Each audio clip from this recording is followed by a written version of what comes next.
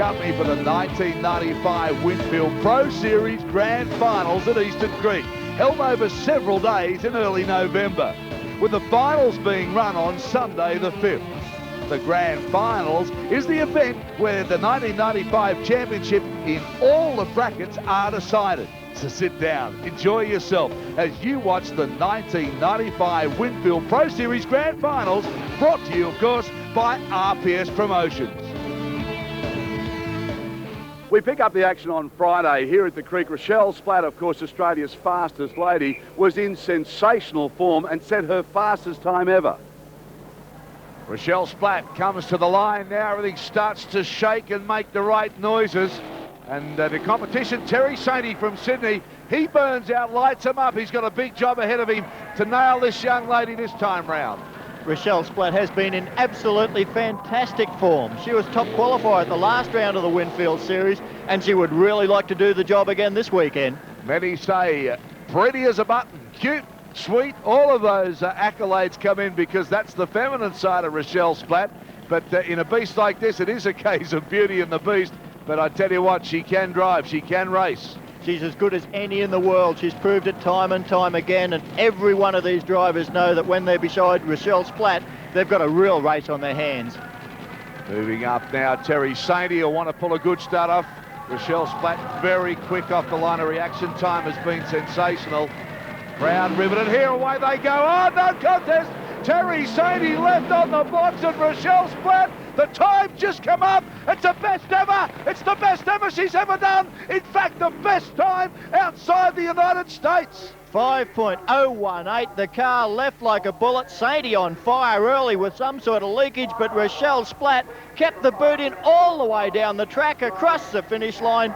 5.018, the quickest female outside of the United States of America. That makes her the number 2 qualifier, so close to the 4s.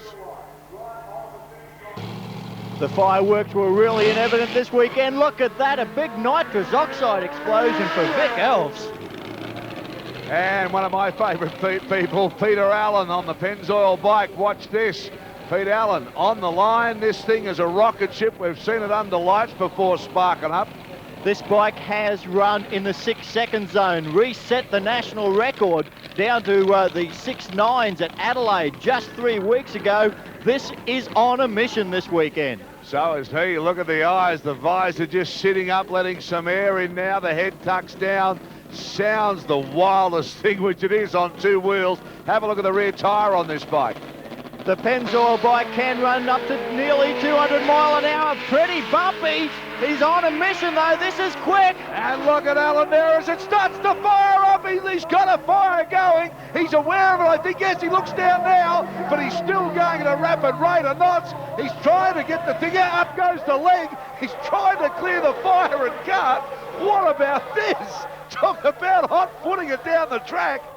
This is just an unbelievable job. This guy has got ice water in his veins. He keeps it so cool. He's travelling at well over 300 kilometres an hour and still keeps control. Just some of the action from Friday, but of course, part of the big action on Friday was the Top Fuel shootout, the win shootout. Graham Cowan, Jimmy Reed, Robin Kirby, Steve Reed, and then Darren DeFilippo, Rochelle Splatt, Tom Hoover. Yes, the top 4 get to qualify into the Top Fuel shootout. This is still qualifying for Top Fuel, but these guys are racing for the big money from wins. There's $20,000 at stake this weekend, Daryl. 20 grand, Graham Cowan, Steve Reed come out to the line. This should be a very, very good pairing. These guys have been the pace setters for most of the weekend. Graham Cowan, of course, in the Shell rocket ship, has already run in the 4s in the first day of qualifying. Yeah, tremendous performance from Graham Cowan. Very, very focused. Steve Reed, though, some of the best times we've seen from him. And if anybody can be a dark horse, it's this bloke. Well, Steve Reed was the first man to run a 4-second pass in New South Wales at Eastern Creek. And if he can repeat that performance here, well, I think Graham Cowan might have a real race on his hands. So Cowan now comes back into position. These massive tyres, the huge rear tyres that you'll see just stand tall. They really distort. Once the power goes down, we're talking 5,000 horsepower out of these fantastic motors. Well, there's Steve Reid, the concentration and the international map on his helmet. He believes that the international aspect is so important. He races Europe, America and Australia. See the signal there for the crewman. Put the visor down. He says, OK, here we go.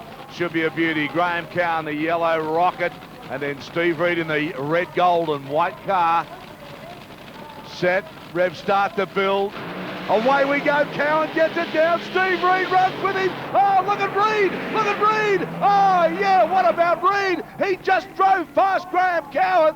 Terrific stuff. 477.8 kilometres per hour. That's not hanging about. That's a national record, Darryl. That is over the national record. The highest speed we've seen here for a long time. Look at that. The lights went out for Cowan. He only went a few feet, doused it. But look at Reid with a beautiful run. He's driven it all the way past the lights. You can still see the tyre marks going past the last of the witches' hats. That's an incredible pass from Reid. All right, outside now, Jimmy Reid, Robin Kirby. Well, the action's set up now. We've seen the first of the upsets. We said that could happen. Jimmy Reid really wants to do so well here now. And he knows the pressure's on with a capital P. There's those tyres distorting on Kirby's car.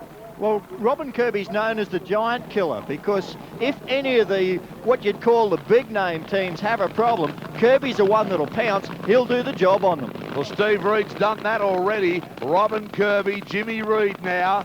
Jimmy Reid, so many times national champions, done so much for the sport, helped a lot of the people that he now races.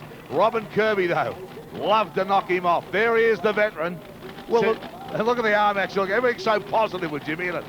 He wants to get in there. He wants to bite at that $10,000 winner's check. The loser of this race gets $2,500 from wins, but we know Jim, he always likes the big payday. Yes, come on, get me up on the line, get me set up, I'm raring to go. And when he's raring to go, Jim, anything can happen. Two beautifully turned out motor cars, here we go. Final staging set now, only seconds away. And away they go. Jimmy Reid puts it down. Oh, that's why he wanted to go in early. He said, give me the hammer. I'm in the mood to win. And did he what? There's the time, 4:51.97. That's another good pass, and that gives him lane choice. He's just 0.04 of a second quicker than Steve Reid. We're going to have Reid versus Reid into the final of the wins shootout. A ripper. Watch this. Jimmy Reid lights it up. Look at the reaction time. Just put the power down. He wanted to go in there early. Robin Kirby, no chance. Look at the tyre distortion on that car. It is right up on those big Goodyears, and that is just about a picture-perfect pass from the Winfield car. When Jimmy Reid gets in the mood, anything can happen. Those eyes focus, and so does the whole intention. He's a real hands-on racer. There's no doubt about it. You seem to hold a motor racing meeting somewhere in Australia and it rains, and that's what happened on Friday at the Creek. Rains came down, the track just too slippery, too dangerous to race. So the wins shootout final had to be held over till Saturday morning. Out they came. The two quickest to face off for the final. Pommy Steve Reid, he was pumped up, raring to go, and the man that really has made the sport in this country without any doubt at all, and that, of course, is Jim Reid.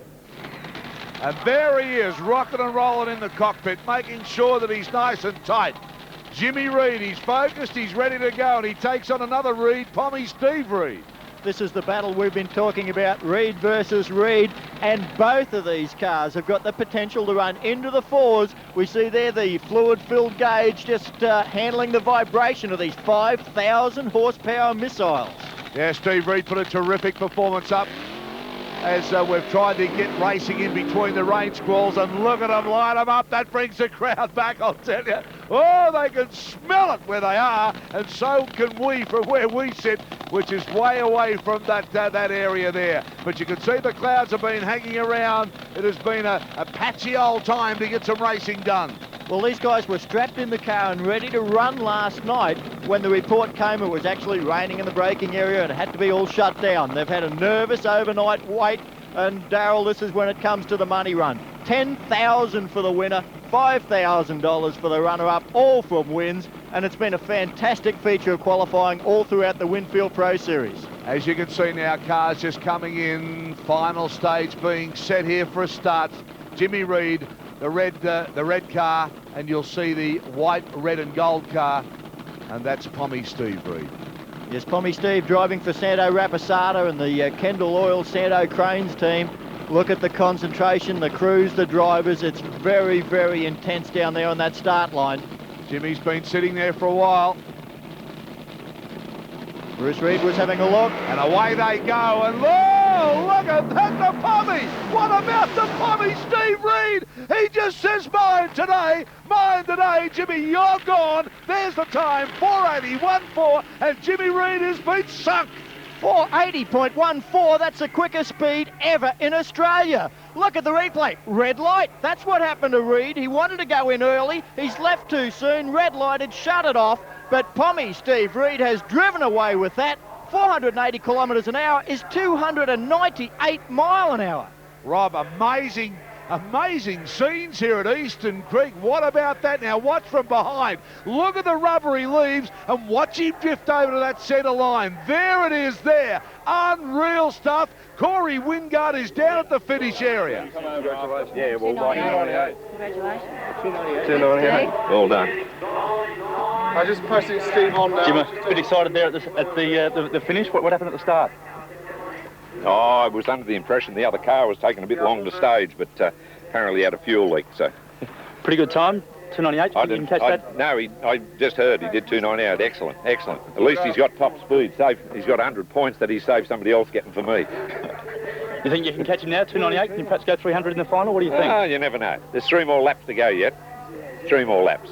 Now it's time to hand over to Rob Oberg and Nathan Prendergast for the next round of racing.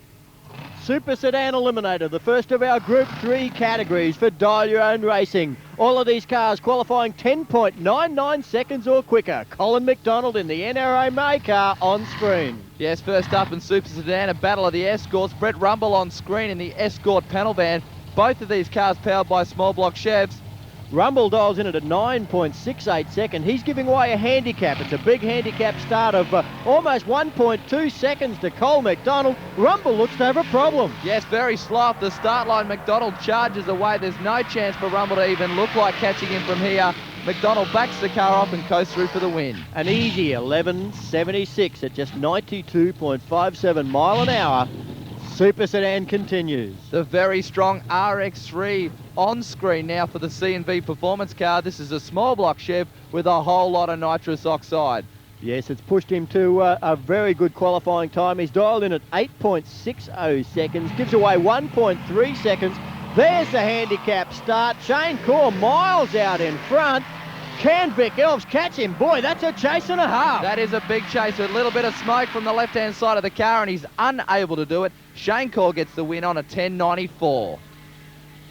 An 8.92 for Vic Elves there was just not up to the job. Super Sedan Eliminator continues with David Goldie from Queensland, the first of the interstaters we've seen, the Pacific Performance Kingswood, and he'll be running up against Dean McLennan, another Queenslander. Yes, McLennan dialed in with a 9.58 at 10.85 for Goldie, so a fair bit of a handicap on the start line between these two competitors. And of course, David Goldie, we saw at the grand finals last year destroy a Capri Super Gasser in dramatic style. He's back, he's on track, running in Super Sedan. Doing a fair bit better as well. He's out in front of McLennan and gets the win quite easily. David Goldie, an 11.07 at 105 miles an hour for the win. Brett Thomas there from Marayong up against Jim Demirov. Demirov in the Calais. The Tirana, he'll be out there getting the handicap start. 10.75 is his dial in. Demirov. Have a look at it. 10.85 is his dial in. Little bit of a handicap off the start line, not too much affected there though. Can the Calais chase down the Tirana? It's pretty close from here. The Tirana just in front, but Demirov gets there first. A 10.87 for the win, 126 miles an hour. Oh, just 1/100th of a second, the winning margin, so a very, very close race there. Terry Aglin now, he's in the yellow Camaro we saw burning out, up against Brett Whitehall from Victoria. Brett Whitehall, 308 cubes of Holden in the front of that Tirana. We've got a supercharged big block in the Camaro. starts to chase hard now. He's really come to terms with the tune-up on this vehicle and has pushed it to some very low ET. Can he come around him? Oh, can he what? 8.650 on a dial-in of 8.650. The perfect pass for Terry Aglin. Fantastic stuff. Tony Romeo on screen now in the Capri. He's up against Paul Foley in the Anglia. Well, the 1948 Anglia, the Hombre, one of the oldest bodied cars racing in Australia, I'd suggest, but it's an oldie but a goodie. Not this time for Paul, though. A red light, automatic win to Tony Romeo. Romeo should take the advantage of driving the car through the back door to see what it can run. Romeo stops the clocks with a good 10.848, 122.55 mile an hour. Pac-Man, otherwise known as George Raham, on screen now in his RX3. He's up against a very tough competitor though, Rob. Yes, Jason Grimmer in this Jaguar. Big block Chevy V8 under the bonnet. He's going to take on the Rotary. Yes, the Jaguar capable of running into the mid 9 second zone. Looks He's like got a solo pass though. Certainly has. The Pac-Man car pushed back again. Jason Grimmer looks like he's going to really stretch this one out. Across the line, 9.53. His dial-in was a 9.55. He's lucky there was no one in the other lane this time. All the way from Albany in Western Australia, Graham Kennedy in this very, very well presented Ford Capri. Kennedy's chasing the Australian Super Sedan Championship. He's one of the contenders. He's got a lot of points up his sleeve already, and it's going to be a battle amongst about 3 or 4 to see who will get the number 1 for 1995. He's up against Darren Townsend from Nowra on the south coast. Darren is in the small block powered Tirana. Only 300ths of a second handicap start in this race. They come out pretty well together. Certainly do. The Capri's got a fair bit of chasing to do. The Tirana still with a nose in front, but here comes Kennedy. Already has come around him and gets the win with a 10.23 at 123 miles an hour. So his championship chase is on the way. Dennis Moreau now from New South Wales with his Chevy-powered Alpha. Des Kernow puts on a strong performance in the Blackjack Commodore in beside him. Very, very quick car. Got one of the largest bonnet scoops I think I've ever seen. This should be a fairly good race. There's 0.4 of a second handicap in it. The Alpha out in front. Here comes Kernow now, and it is going to be a tight finish. Look at him charge.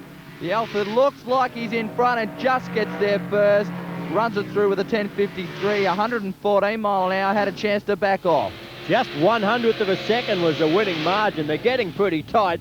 The Interstaters are in force here at Eastern Creek for the grand finals. We've got Robert Maggs in the Monaro we just saw from Victoria, and now David Foreman in the Tirana from Queensland. Foreman, a very tough competitor from Brisbane, 350 small block in the Tirana. Gets out with the front wheels dancing. Mag pulls them both off the deck. Maggs has left a red light on the tree though. Left too soon. Automatic win to Foreman. Maggs in front, but it doesn't count for anything. Dave Foreman runs a 10.52 for the win, 128 miles per hour. Pair of Sydney cars now. Peter Priestley in the utility, and what a popular car this is. Certainly is the Dog 308, famous for some wheel stands in first, second and third gear. He's up against Dean Sweeney, the street registered and driven big block powered Capri. Sweeney does a lot of racing here at Eastern Creek, just about every event. Priestley moving it through the 4-speed. Here comes Sweeney. This should be another good close finish. Sweeney coming on strong with a mile an hour and gets there with a 10.17, 127 mile an hour. Not bad for no nitrous. Well, these guys all running close their dial-in so far. Ian Nielsen down from Queensland chasing the Australian Drag Racing Series. He's dialed in at 9.88 seconds. Gives away a big handicap start to Tony Keane. There it is. Keane pulls the front wheels off the ground. The Cortina's out in front. The Tirana's got a big chase on his hands. Can he do it? Nielsen very quick up top. Red light there on by 0.02 of a second on the tree for Keane. Nielsen gets the win. 0.02, that's a bit stiff. Oh, that's very tough indeed. We continue now with another Queensland competitor. Kevin Magner, running from Lismore. Comes down as part of the Queensland team. Actually lives just in the Northern Rivers, but of course the Andrew divisions work on the closest track style deal. Charlie McCarley in beside him in the Torco Racing Oils 57 Chevrolet. Fair sort of handicap in this one, over a full second. McCarley a little bit wild and woolly off the start line. Magna's got it under control. Has he? 57 gets there with the big Torco performance, 9.79 at 130 miles an hour. Just 300ths of a second across the finish line. These super sedan races are really turning on some close finishes. Fantastic burnout from the Tirana. John Andriopoulos, one of the New South Walesmen, making plenty of smoke on the start line. He's up against Graham Cooper, one of the championship favourites. He's won the Australia #1, what, 2 or 3 times already in the Bricklayer. Oh, he's a tough customer, Cooper. Not one you would like to meet in the first round of any eliminator. Cooper's out in front. He's going to stay that way. 10.67 at 120 miles an hour. Good reaction times again from Cooper. That's what it did it for him. Mick Dalton now from Frankston in Victoria, the 340 Chrysler-powered Charger. He's dialed in at in the 10s, and no problem for him because he's on a bye run. He's got the solo to close out the first round of Super Sedan. Oh, this will be a fantastic break for him. He's already made it through to the next round of racing. He'll drive the car hard, though, to test that dial in. Car running absolutely perfectly, nice and straight, and stops the clocks at an 11.01, 122 miles an hour. And what a round for Super Sedan that was. Some fantastic racing there. Still with the Dial Your Own handicap style of racing, we move into round 1 of Modified Eliminator. Dragsters, Altereds, hot rods and the occasional funny car. Exciting class of racing it is, all the way from Queensland. Rob McKitterick up against Darren Hope, the New South Wales boy, on screen now. Modified Eliminator always provides some fast racing. A 9.07 dial-in for McKittrick. He's giving away almost 1.4 seconds. This should be a big chase again. Yeah, Hope dialed in with a 10.40. He'll get to lead first by a long way. It's going to be quite an anxious wait for McKitterick on the start line. Gets away with a clean green, though. A 4.9 reaction time is a whole shot over Hope.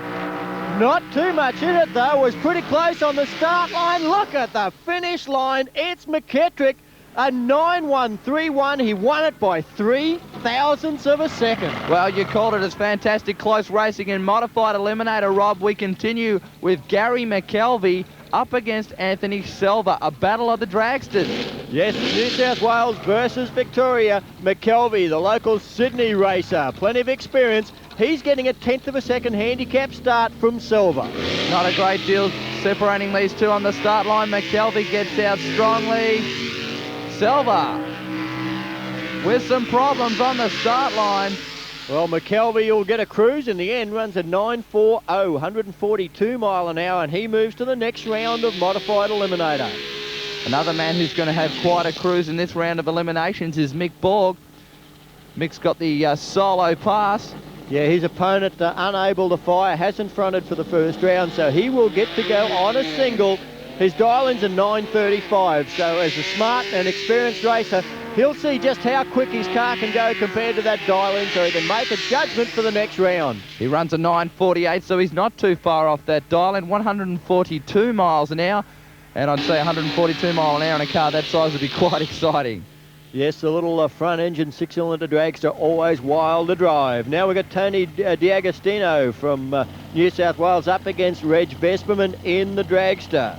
Vesperman in the 351 Cleveland powered dragster. He gets away with a red light and hands the automatic win to D'Agostino. Yes, Vesperman way early there. He left over 2/10 before the green was scheduled to come on. Gets the foul light. D'Agostino runs a 10.23 at just 115 mile an hour. He was comfortable. He saw the red. One of the real hard charges in Modified Eliminator, Alan White up against Gordon Carlson. Carlson in the WTF Racing Altered. Carlson got quite a fan club with his car since he got it going, and plenty of people come here to Eastern Creek to support him. Alan White, as you say, one of the hard runners in Modified Eliminator. Former winner of the Australian Nationals. He'd like to add the grand finals to his resume if he can. Running on a 9.50 dial-in, runs 9.66 for the win, 132 miles an hour. Well, one of the favourite cars here in New South Wales for the nostalgia style deal is Norm McCormack's little front engine car, but Mark Mitchell, he's got the latest of everything from Victoria, one of the championship contenders in the street and strip car. 898 is his dial, and that gives a huge handicap advantage to the front engine car. Well, the car that had the advantage has got some problems. Mark Mitchell, a 4-4 light was fantastic from him, and he gets quite an easy win on a 927, backing off to only 140 miles an hour. Well, Mark Mitchell is one of the championship contenders, and so is this man, John Sting. He's been almost unbeatable in Modified Eliminator in Queensland this year, all the way from St George in the west of Queensland, up against Chris Bradley. Yeah, Bradley, a local boy from Emu Plains in New South Wales. A relative rookie to the sport of drag racing, and actually his debut at the 93 Grand Finals made it all the way to the final, only to be runner-up. Well, Bradley, a good 0.41 second reaction time there, but the car looked a little bit unsettled up the start line. Here comes John Sting. I don't know. Yes! Breakout, would you believe? Just a breakout by 0.02 of a second for Bradley. Across the line first, but ran under his dial-in. Sting got the win on an 831. Peter Byrne now up against Joe Kurtovic. And Peter Byrne would be one of the favourites for this. He has been very, very strong in Modified Eliminator. Look at the fuel from these SU carburetors. 179 Holden 6-cylinder straight motor in the front of this car, up against 454 cubic inches of big block Chev. Over 2 seconds handicap on the start line. The little dragster to get the lead. Now the lights come down for Peter Byrne, and he cuts a good 4.9. But Kurtovic was better with a 4.10. Here comes the Bantam-bodied Altered, though. Drives around him at the top end of the racetrack with an 869 at 143 miles an hour. Modified Eliminator continuing now with John Ward burning out across the start line, as is David Lloyd in the little motorcycle-powered rear-engine dragster. 80 cubic inches of Suzuki in the back of this bike. Very, very, very quick car. John Ward with one of the largest wings I think you'll find on any Altered. And interestingly here we've got the big V8 powered Altered getting a second handicap start from the bike powered dragster that's got an incredible power to weight ratio. A 4.6 reaction time for John Ward. That's nearly a tenth and a half better than David. And John Ward actually holds him out for the win. 10.24 at 121 miles an hour. Russell Redding now burns out across the start line in his Fiat Topolino. He'll be running up against John Copping, a 2-litre Gemini, 4-cylinder powered dragster. We don't see too many of those out on the drag strips, but he's dialed in at 10.50 seconds, gets 1.5 seconds handicap start. Plenty of performance from the crazy horsepower team. Do they have the crazy horsepower required to come around John Copping? Copping's a fair way out in front. Here comes Redding. Can he do it? I don't think so. It's a breakout from John Copping. 0.07 of a second too quick. Very unlucky for Copping, and Redding gets the win on a 931, 142 miles per hour. Queenslander down chasing Modified Glory is Glenn Gregson. He's in the Fraser Island Holiday House sponsored Altered on this side of the track. Over there we're seeing Peter Wilson. Peter Wilson in the New South Wales car, 377 cubes of small block Chev motivating the Altered. Both of them moving into stage. Over 1 second handicap start going to Gregson, and it looks like he made the most of it. He is trying to hang out there. Wilson putting pressure on him. Wilson in front and breaks out by 23 thousandths of a second. Gives a win to Glenn Gregson on a 10.13 double breakout. Boy, things are tough in Modified Eliminator as we continue with Dennis Gatt in that beautiful car on screen. Dennis Gatt will be taking on Greg Smith as two of the New South Welshmen go head-to-head. One of these Fiat Topolino-bodied cars, but this one's had a few little chops and changes. And a little bit of length added to the front of the chassis there, I can see as well. Smith gets out with a red light.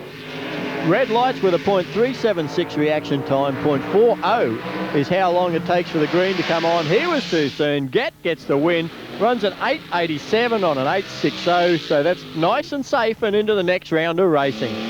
Joe Zulo on screen now, another one of these front-engine 6-cylinder powered cars, a very, very popular item in Sydney.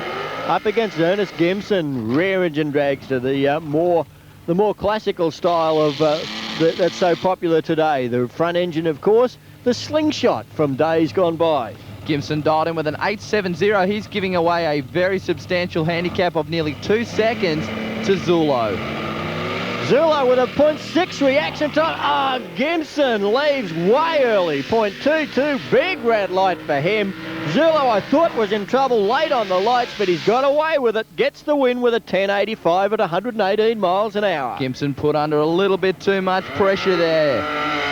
Sean Brown now burns out across the start line here at Eastern Creek for the grand finals. He's up against another front engine car, this one with a little bit of a twist. It's got a V8 small block in it.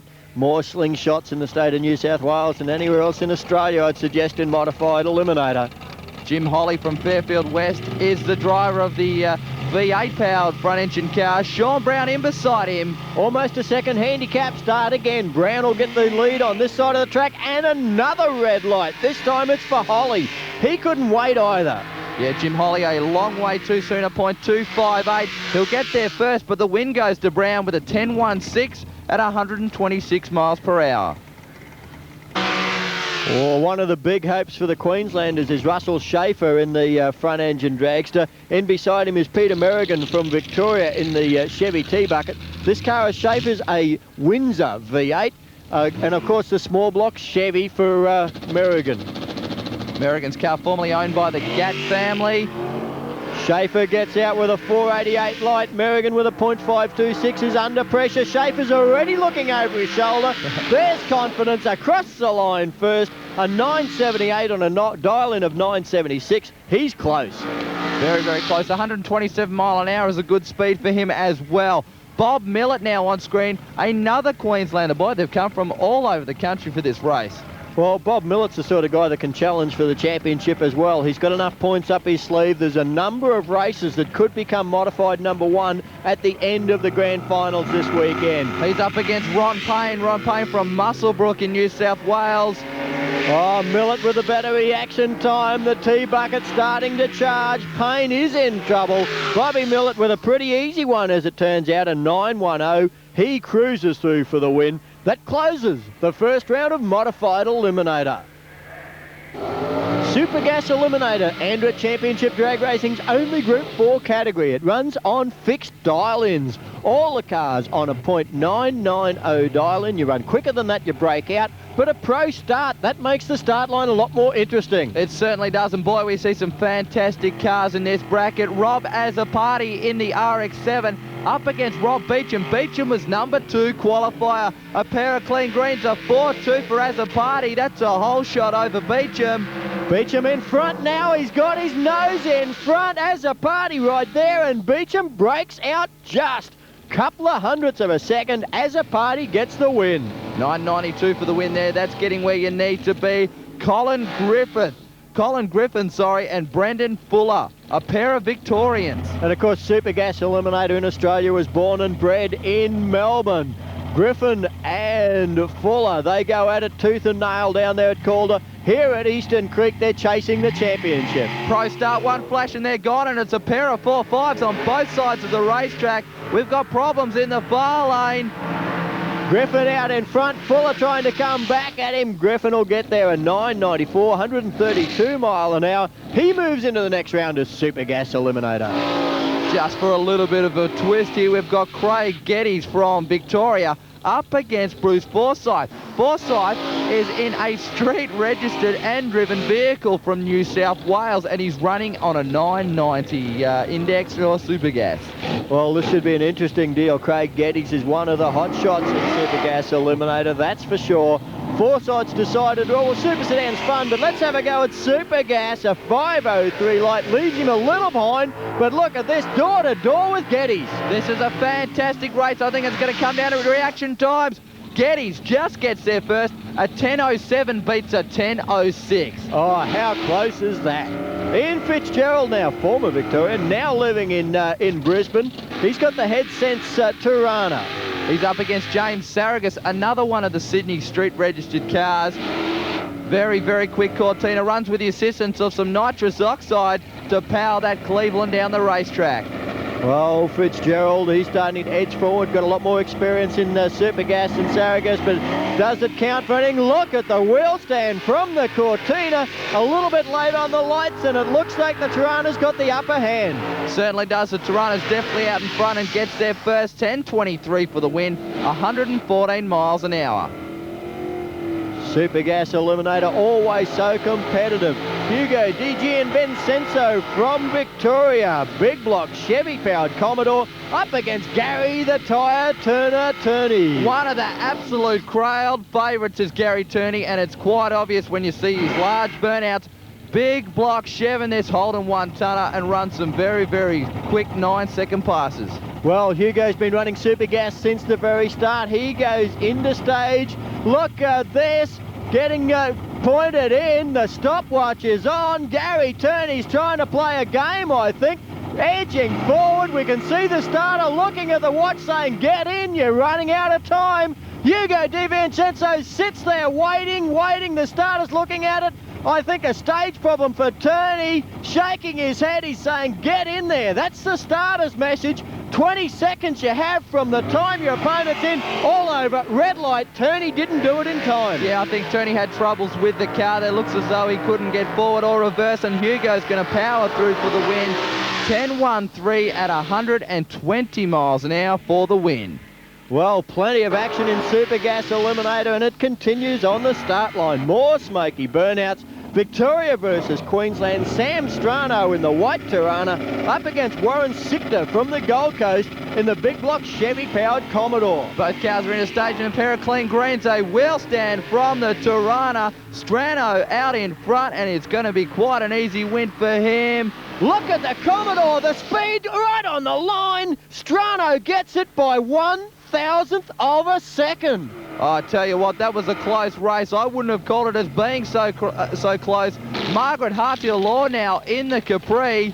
She's up against Des Wollstonecroft in this 454 Chevy-powered late model Commodore. Margaret normally does the driving duties in this car. Lee actually stepping in today. A husband and wife team, this one.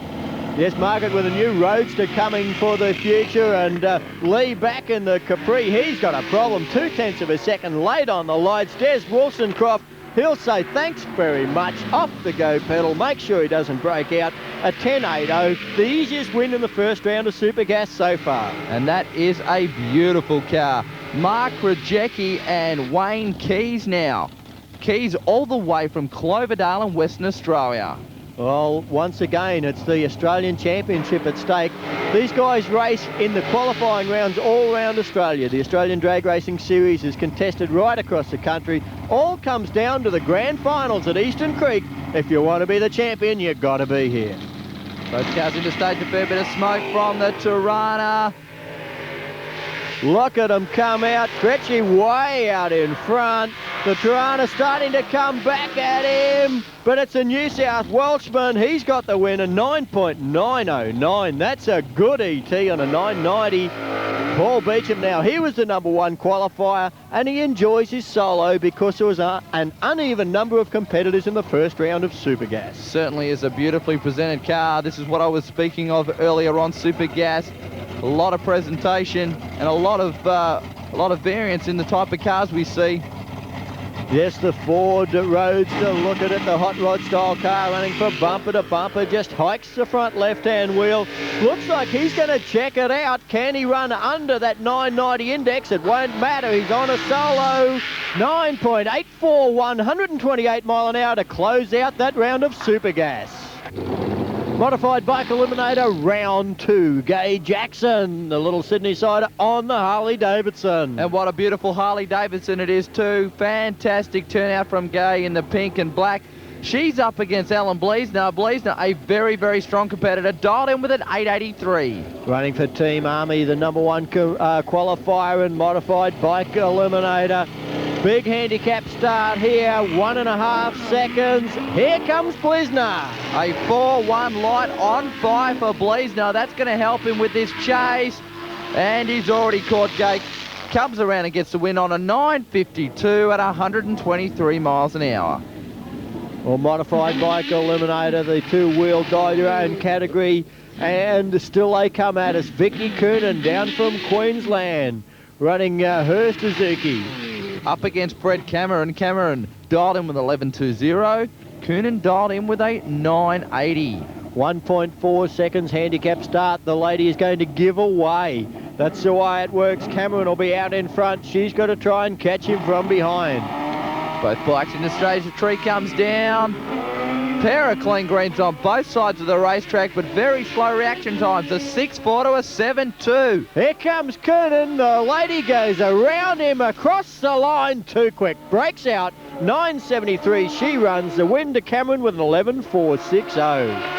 Trevor Sage and Andrew Stannard now. Sage, one of the Queensland hot shots. He's dialed in at 10.20. He's going to give away 1.5 seconds to Stannard, one of the fellow banana benders. Both Queensland competitors, bit of a wheels-up launch there. 1.5 seconds is a big handicap start in drag racing. Fantastic pictures off the visor of the helmet there. A 4.3 to a 5.2 light. The advantage going to Trevor Sage. Well, Stannard out in front, but Sage is really starting to put the pressure on. Rides right around him, looks over his shoulder and says that'll do. A 10.25 on a 10.20 dial in. He's into round 3 of modified bike. Stephen Hooker and Jim Mearns now. Jim all the way down from central Queensland. Really enjoys his modified bike racing. And of course, Steve Hooker at every Eastern Creek Raceway meeting. Steve often campaigns 2 motorcycles, one in competition bike, the other in modified. Obviously on his modified bike at this point in time. He's getting 0.69 of a second handicap start.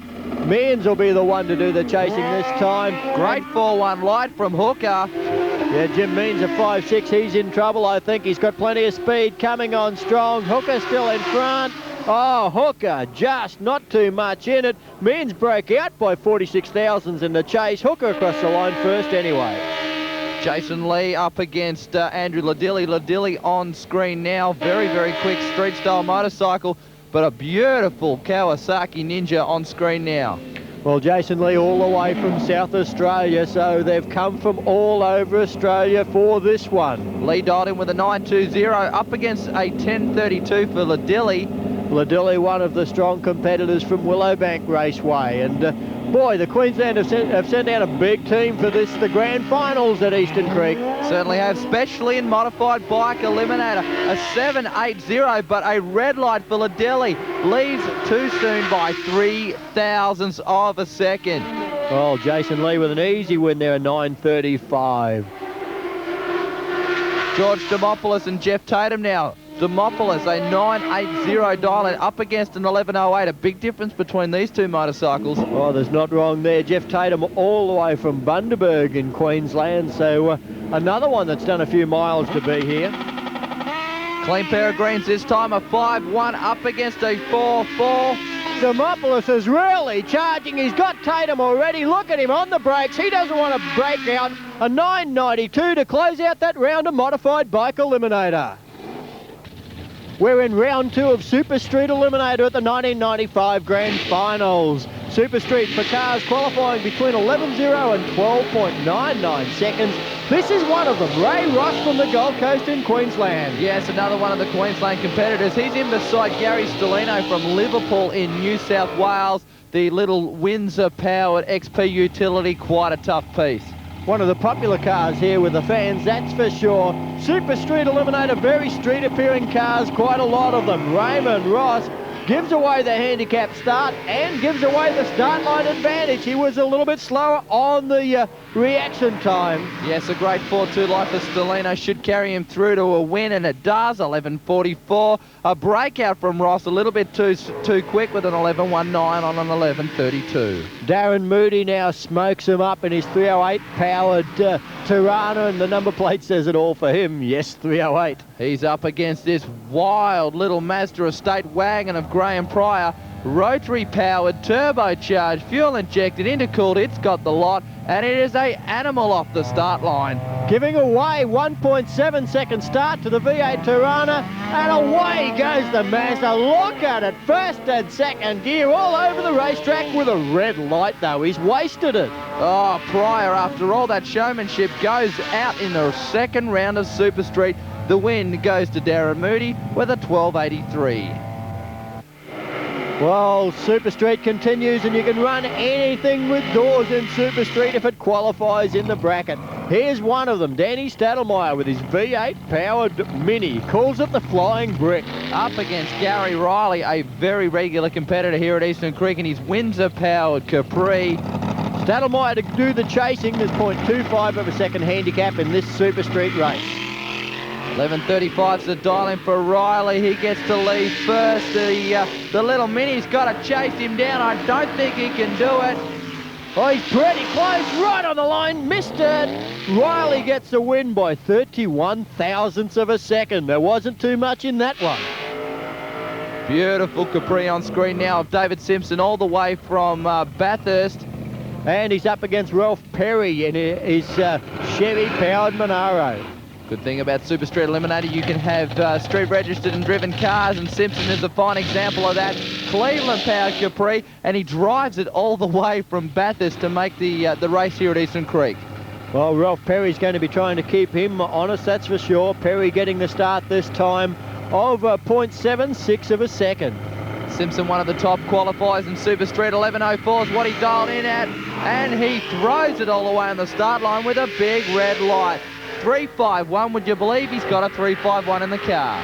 Well, too soon, too early, red light. That means the win for Ralph Perry, and 11.93, 110.84 miles an hour in the Monaro. Next pair of competitors, Christopher Hillman and Colin Moreau. Chris Hillman in this beautiful VR utility, featured quite strongly at the Summer Nationals. Well, Colin Moreau does a big, long, smoky burnout in the 440 powered Chrysler, but yes, I've got to say this car of Chris Hillman's, have a look at it. Built from brand new as a Super Street drag race vehicle, and Hillman, what a beautiful car it is. A heads-up start that time, both cars dialing in with an 11.20. The advantage on the start line went to Moreau. Hillman will get the win though. He runs quicker, an 11.26 at 112 mile an hour. Moreau was back with 11.4, too far from his dial-in. The Bear, John Somerash, at his first ever race meeting. And he'll be up against Alexopoulos. Driving the Chevy-powered Mitsubishi, would you believe? A little Windsor in the Cortina, and what a beautiful car it is too. The rookie in the second round of Super Street at the Grand Finals. Gives away 0.74 of a second, but I'd say that Alexopoulos has got a problem. The Mitsubishi going nowhere. Bit like the one-eyed sailor at the moment, and look at the Bear. Sommeraz cruises through for the win, and 11.15 at 104 mile an hour. Warwick Curry and Tony Savage. Curry in the Escort. It's a fuel-injected Windsor under the bonnet. Tony Savage, pretty savage on his tyres in that burnout, really smoking him up. 460 cubic inches of big block Ford in the Falcon, and he likes to use every one of those cubic inches. Yeah, he's giving away the handicap start. 11.10, races 11.30. The Escort to leave first. That's the way it'll come down. Not much in it. There it is, the start. Oh, Curry's done the better. The reaction time's by far. Savage with a big chase. I don't think he can do it. No, I don't think he can do it at all. Curry's a fair way out in front. Actually has time to jump on the brakes and cruises to an 11.61 at only 95 miles an hour, washing off a fair bit of speed there. Well, Super Street #1 is on the windscreen for this man. It's Juan Kudnik from Queensland. He is the defending champion, has been all over Australia securing points, and I tell you what, he's going to be tough to beat this weekend. Leon McHugh will have a go at it. Let's see how he goes in this round. Yeah, Leon's got a rather unusual combination. It's a 6-cylinder with a turbocharger on the side of it, but he is up against the #1, Kudnik, a 4.3 light. That's half the reason why he is Australia's #1. Leon really needs to improve on that 8.1 light. And a big win there for Juan Kudnik. At 11.42, he had time to back off to just 105 mile an hour. Another one of the real hard charges in Super Street Eliminator, Jeff Hislop in the 461 cubic inch Pontiac. And a 4:45 Chrysler-powered Valiant is the ride for Alan Hutchinson all the way from Victoria. Boy, the battle of the big blocks. Hutchison to give away the start. 11.09 for him. 11.40's the dial-in for Hislop. Huge pair of cars on the start line. The heavyweights get out, and red light for the Victorian. Hutchison left too soon by, 55 thousandths of a second. Hislop will get an easy win here. He'll push it, I'd say, 11.42 on his dial-in of 11.40. Hislop knows he's on the money as far as the dial-in's concerned. Peter Hatzigiorgio in his 351 Cleveland powered Capri. Very, very quick car from Fairfield Heights in New South Wales. He'll be taking on a fellow New South Welshman in the form of Peter Papist with his 308 Holden powered Tirana. Complete with sickness on the number plates. Let's see how sick it is. A pair of clean greens for these competitors. 5-0 up against a 4-5. Hatzigiorgio with the advantage on the start line. Not too much in it though. Papist is right with him, but Hatzigiorgio gets the win at 11.35. He'll move into the next round of Super Street. He may be doing battle against Jeff McNiff on screen now. Jeff from St Mary's, a 265 six-cylinder Chrysler Hemi in this car. He dials in at 12.20 seconds. He'll be getting 0.8 of a second from Salvatore Sapala. Salvatore in the XW, both cars into stage. And once again, another pair of clean greens. McNiff with the better of it by a couple of tenths of a second. This guy races in Melbourne, he races in Brisbane, and of course this is his home track. Plenty of experience, and he puts it to good use this time with a big win at 12.87. He had miles of time up his sleeve. Robert Chapman now. Very, very well presented car. The paintwork on this is in some quite detail. Beautifully presented car, that's for sure. He's taking on Nick Galaxides from Blacktown with his 351 Ford, the XYGT. Definitely a local boy is Nick. Blacktown just down the road from Eastern Creek Raceway. 1.2 seconds handicap start to the Ford. The Holden's doing the chasing, and the Ford with a start line disadvantage. Here comes the General. Chapman winds up the big Chevy-powered Holden and gets there for the win. 11.15 to close out the second round of Super Street Eliminator. We move into Modified Eliminator Round 2. Championship hopeful John Sting on camera. The Chevy small block powered dragster down from Queensland. Yeah, he's got it dialed in with an 828. He's up against Tony D'Agostino in the altered. Tony's dialed in with a 950. And I think Tony knows he's up against one of the hot shots this time. No therapy, he says. Well, I tell you what, this will straighten him out. Let's check him out on the start line on the limiter. D'Agostino, a 4.03 light. That's sharp, but the car gets a little bit loose. The dragster starts to chase him down now. John Sting gets it, an 8.50, 133 mile an hour. He takes one more step up the ladder in Modified. Alan White back again in his small block powered altered. Dialed in with a 952. He's up against one of the favourites, Peter Byrne.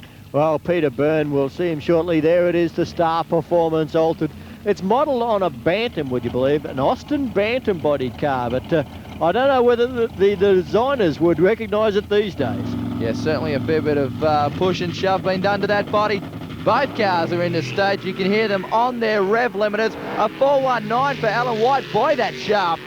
Peter Byrne, though, is bouncing all over the track off the end of the concrete. White gets across the line first. 925, 135 mile an hour. So the Star Performers are out. Gary McKelvey up against Russell Redding, the Redding crazy horsepower car on screen. Here's Gary McKelvey with his Andrews race cars built. Rear engine dragster. Gary puts the visor down while the crazy horse is guided back by the chief. Yes, Gary coming from the Super Street Super Sedan ranks up to Modified Eliminator and doing a great job too. He's a fair way out in front of Russell Redding and will get there first. 9.43 at 120 miles an hour. Well, the dragster's doing well. Here's another one of them. Mark Mitchell up from Victoria in the Street and Strip Engineering car. He is one of the championship hopefuls. There's a few from all over Australia that hope to take away the #1 plate at the end of the meeting. Mick Borger's in beside him. Mick, one of the crowd favourites. He's definitely very wild off the start line. Pulls the front wheels of fairway in the air. 0.41 of a second handicap start, and too soon. Oh, there's that wheel stand. Big wheel stand, pulled the wheel straight out of the top of the beam, I'd suggest. He's red lighted. Mark Mitchell says, I got no problems. I'll just take a Sunday afternoon drive. Heads it across the finish line, finally in 15.5 seconds. Well, another one of the Queensland competitors on screen, Glenn Gregson. Gregson with this tee bucket, he's been doing well in modified, up against John Ward. Look at this, the Sydney car with the high wing, the wing warrior we call it down here. And another red light, a pair of them as a matter of fact. Gregson coming out with the win. Yes, a 393 red light for John Ward. He had the opportunity to leave first and lit the bulb, so Gregson gets the victory. 11.28 for him at 95 miles an hour as we continue with another one of the Queenslanders. Well, it's Russell Schaefer. We've got a pair of yellow front-engine dragsters. This wouldn't happen too often. Schaefer from Queensland up against Joe Zulo from New South Wales. Big difference between the motivation, though. A six-cylinder for Zulo, a 302 Windsor for Schaefer, and another red light. Zulo leaving way too soon with a 311 red light. Oh, Russell Schaefer, he'll drive it through by the look of it. 983, 133 mile an hour, not too far away from his dial-in, and he's moving up that modified eliminator ladder. Boy, you Queenslanders like racing here at the Grand Finals. Rob McKitterick on screen now. Beautiful car, a lot of horsepower being made from that small block Chev. He's dialed in at 9.11 seconds. He'll give away 1.04 seconds to Sean Brown and his front engine digger. Brown looks across, waiting for McKittrick to come in and stage. The Alta just creeping forward. In they go into the start line, light beams.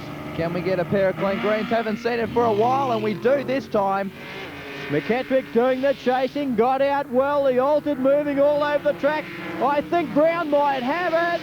Oh, right on the line there. Brown too quick, 38 thousandths of a second too fast for the breakout. McKittrick gets the win light. The beautiful car of Dennis Gadd on screen now. Small block Chev powered car up against Bob Millett, another small block powered car. Bobby Millett, well known in modified in Queensland, originally raced in Townsville at the Townsville International Raceway, moved to Mooloolaba on the Sunshine Coast because he enjoys it up there, and now really one of the hard chargers in modified at the Winter Nationals. Looked like Brown with a few problems pushing away there. Yeah, they're just getting around the top end of the racetrack as these two competitors make their way into stage. Gadd gets out on a red light, a 382. Boy, we've seen a lot of them in this round of modified. Certainly have. He's across the line first, but wastes it. Millett, an 8.929 at 144 mile an hour. He moves into the next round. Back to the heads-up racing of Super Gas, and it's round two. Des Wollstonecroft up against Colin Griffin. The Victorians going at it tooth and nail. And they're all chasing points for the Australian Drag Racing Series as Andra Shield as well. Each division of the National Association sends a team here to the Grand Finals. The Victorians very strong in Super Gas Eliminator, that's for sure. This is a pro start, one flash of all three ambers, then it's a clean green. Both cars get away nicely. Actually, a red light from Griffin leaves too soon, a 363.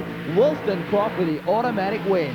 Wollstonecroft driving it hard at 9.91. You must remember it's a fixed dial-in of 990, so Wollstonecroft looking good. Paul Beecham now the #1 qualifier. This is it, the Roadster, the fiberglass-bodied Ford Roadster. He'll be taking on Craig Geddes. Yes, Craig Geddes, definitely one of the champions in Super Gas Eliminator. Both cars going into stage. That's the way it's at, and red light this time for Beecham. The Queenslanders bulbed out of it. Geddes chasing the championship. Look at this Chimera, looking strong, and 985 is a breakout. Doesn't matter when there's a red light against you. Sam Strano now up against Mark Krajewski. Krajewski ran a brilliant 9.901 in the first round of eliminations. He's hoping to produce this time. Well, Sam Strano in the little HB Tirana for S&S Racing, up from Victoria, doing a pretty good job in this car. The nitrous oxide sticker on the back showing where it gets its extra motivation. the Mad Dog and Strano. Strano with a big wheel stand. He's in front. Clean greens this time as well. A 4-5 up against a 4-4. Things are tight. Strano gets there first, only just 10.03 at 129 miles an hour. Well, Rob has a party. It's a Mazda body, but there's no rotary under that one. It's a 351 Ford V8. That's giving him his motivation, and he's got a solo run. He'll enjoy this one. He can drive it out, take it as hard as he likes, doesn't have to worry about breaking out. He can test himself. Yes, using it to test his setup on the car, because 9.90 is the ideal time, and he runs a 9.86 at 143 miles an hour. Well, Ian Fitzgerald in the headset cylinder heads car now, based in Queensland. Up against Hugo Di Gianvincenzo in this beautiful Statesman. Runs for Dominator torque converters. Well, Hugo's got a lot of horsepower, a lot of electronics in the car to try and tame it back to that 990 when he needs to. Comes down to start line battle in Super Gas Eliminator, a battle of the wits. Both cars edging into stage. Clean greens, a 4-3 for Hugo, a 5-4 for Ian Fitzgerald. That's cost him a little bit on the start line. The Tory starts to chase up top, but Hugo gets there first. A 9.97 beats a 9.93 to close the second round of Super Gas. Super Sedan Eliminator again, this time round two. The Queenslanders doing battle. Dave Foreman in the Tirana and David Goldie in the Pacific Performance Holden Kingswood. Goldie showing good form after his large accident at the 94 Grand Finals. Of course, he totaled his Ford Capri Super Gasser. Now he's back with a vengeance for Pine City Towing. All the people that have helped him out, try and get him back on the track, and he's been rewarding them so far. A 4.3 reaction time is better than David Foreman's 4.8. Let's see if he can run close to that 10.85 dial in. Goldie's in front. Here comes Foreman. Oh, Goldie by 22 thousandths of a second. He's got the win light. 10.91 at 120 miles an hour as we continue with Charlie McCarley in the Torco Oils 57 Chevrolet.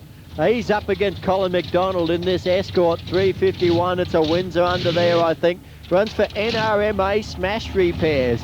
A classic Chevrolet against, well, one of Britain's best.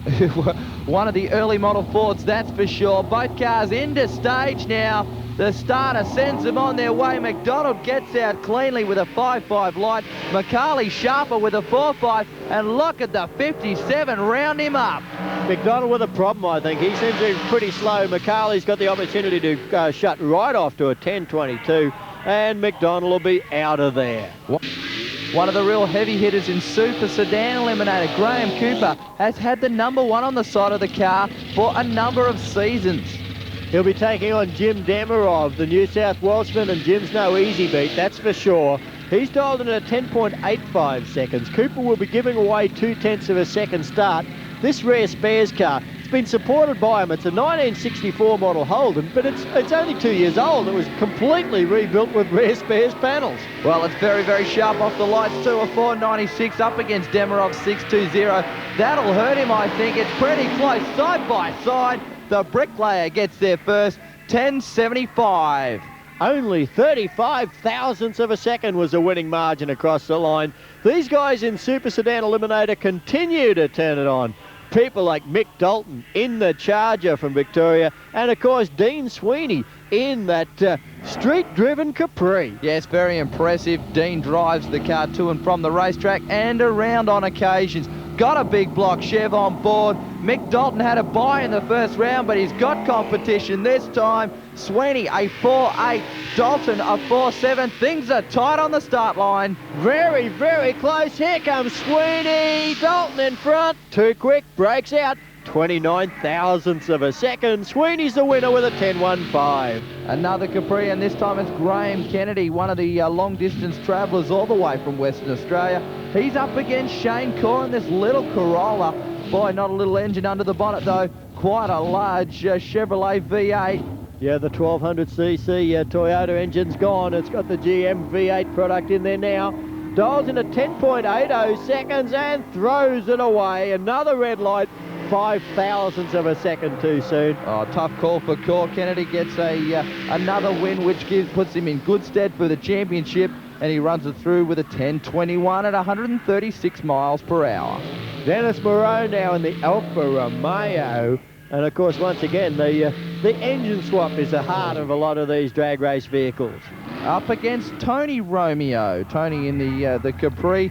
10.79 is what he's dialed it in. Up against Moreau in his 10.50 dialed in Alpha.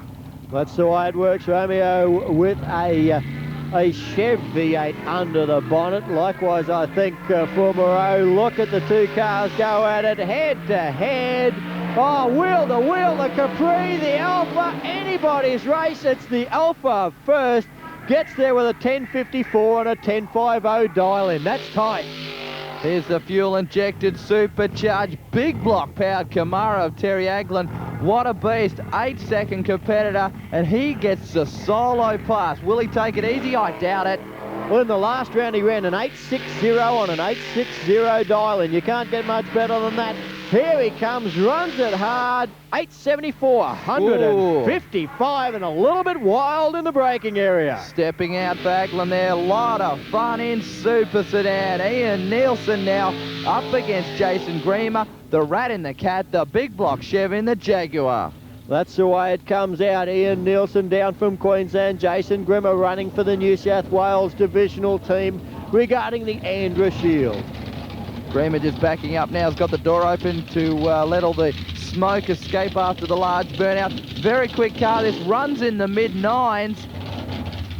Very, very good race. This one a 9.92 dial in for Nielsen. Griemer with a 9.52. It will be tight. It'll come down to the start line, I think. Have a look at this. They're gone. Griemer gets out with a 4-1 light. Boy, that's going to be sharp. It's going to help him try to catch this Tirana. Tirana coming on strong. Look at this. Very close. 5 thousandths of a second of the win to Nielsen in the Tirana. Great Super Sedan action as we move towards Super Street. They may not be as fast as the Super Sedans, but the racing is just as competitive. Super Street, Darren Moody's turning the tyres, getting them hot. Yes, he's 308 Holden, working very hard. He's got a lot of work ahead of him. He's up against Juan Kudnik, the #1 in Super Street Eliminator. Championship favourite probably, Juan Kudnik. He's been virtually unbeatable around the country so far. Darren Moody getting 1.5 seconds handicap start from the defending champion. Gets out with a great point, 4.4 light, 4.6 to Kudnik. Moody in front and with a better reaction time. Kudnik's got a lot of work on his hands. Can he catch Moody? It's going to be really close up top. Only just .076 between him on the finishing line, and an 11.35 for the win to Kudnik. Just got him, that's for sure, so it's not coming easy for the defending champ. Jeff Hislop now in the big Pontiac GTO. He's taking on Gary Riley in the Capri. Ford versus Pontiac. Riley, the 302 Windsor-powered car, up against 461 cubic inches of Pontiac. Beautiful car, a lot of weight, a lot of horsepower to push it to its 11-second ETs.